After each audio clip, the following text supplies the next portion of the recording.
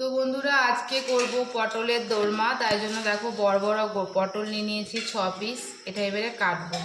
গাটা হচ্ছে এভাবে চেঁচে নিতে হবে। গাটা যদি তোমরা ছুলো সেটাও হবে, আর চেঁচে নিলেও হবে। দুই রকমভাবেই করা হবে। যদি গ্রেভি করা হয় তাহলে কিন্তু এভাবে চাচতে হবে, আর যদি তোমার দোরমা করে ভাজা খাও তাহলে কিন্তু গাটা ছুলতে হবে। এর মধ্যে চামচের পিছনে করে এর মধ্যে যে ভিতরে যে শাঁসটা আছে সেটা এবার বের করে নিচ্ছি। এভাবে চার সাইডটা কেটে নেব।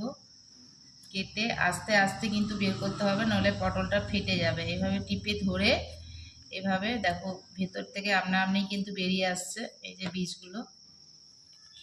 তো দেখো পুরো বীজটা ভেতর থেকে বার করে দিয়েছি, একদম ফাঁপালো হয়ে গেছে। এর মধ্যে ঢোকানো হবে পুরটা। আর দেখো গাটা কেমন চাচা হয়েছে। আর যদি গ্রেভি করো অবশ্যই কিন্তু গাটা চেঁচে দেবে। আর যদি তোমরা এমনি শুধু খাও, পটলের দোরমা ভেজে খাও, তখন কিন্তু গাটা ছুলতে হবে। দেখো সমস্ত পটলগুলো কিন্তু কাটা হয়ে গেছে, দেখতেই পাচ্ছ। এই যে সমস্ত বীজগুলো বের করে নিয়েছি। এরপর চলো রান্নাটা করে দেখো।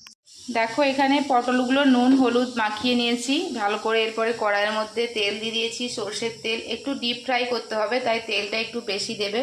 তো দেখো এখানে পটলগুলো আমি এরপর দিয়ে দিচ্ছি। ভালো করে পটলগুলো ভাজতে হবে, নাহলে কিন্তু কাঁচা রয়ে যাবে। তাই পটলগুলোকে একটু ভালো করে ভাপিয়ে নেবে বা তেলের মধ্যে ঢাকা দিয়ে দিয়ে ভেজে নেবে। সমস্ত পটলগুলো তেলের মধ্যে দিয়ে দিয়েছি। এরপর ঢাকা দিয়ে দিচ্ছি। একটা পিঠ ভাজা হয়ে যাওয়ার পর আর একটা পিঠ উল্টে দেবো। তো চলো ঢাকাটা খুলে নিয়েছি। এবার পটলটাকে উল্টে নেবো। দেখো পটলটা একটা পিঠ ভাজা হয়ে গেছে। এই যে একটা পিঠ ভাজা হয়ে গেছে, আর একটা পিঠ ভাজার জন্য এটাকে একবার উল্টে দিতে হবে ঢাকাটা খুলে। ভালো করে না ভাজলে কিন্তু ভেতরে কাঁচা হয়ে যাবে। তাই জন্য ঢাকা দিয়ে দিয়ে ভাজতে হবে, যাতে করে সেদ্ধ হয়ে যায় পটলটা। তো দেখো একটা পিঠ ভাজা হয়ে গেছে, আর একটা পিঠ ভাজার জন্য আমি আরেকবার উল্টে দিলাম। এরপর আবারও একবার ঢাকা দিয়ে দেবো। তো চলো আরও একবার ঢাকাটা খুলে নিলাম। দেখো পটলটা দুটো পিঠে কিন্তু খুব ভালো করে ভাজা হয়ে গেছে, আর পটলটা সেদ্ধও ভালো হয়ে গেছে। তো এরপর পটলটাকে আমি তেল থেকে তুলে নেব। দেখো পটলটা তেল থেকে তুলে নিয়েছি। আর পটলের গ্রেভিটা বানাবার জন্য এখানে একটা মশলা রেডি করেছি। দেখো এখানে নিয়েছি আদা কাঁচা লঙ্কা বাটা, জিরে ধনের গুঁড়ো, টমেটো কুচি, আর নিয়েছি চিনি, আর নিয়েছি লবণ আন্দাজ মতো, আর নিয়েছি দুটো কাঁচা লঙ্কা।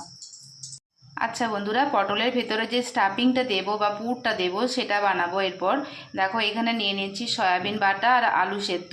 আজকে বানাবো সয়াবিন দিয়ে, অন্য দিন বানাবো অন্য কিছু দিয়ে। অনেক কিছু দিয়েই বানানো যায় এই পুরটা। তো চলো বানিয়ে নিই। দেখো কড়াইয়ের মধ্যে সর্ষে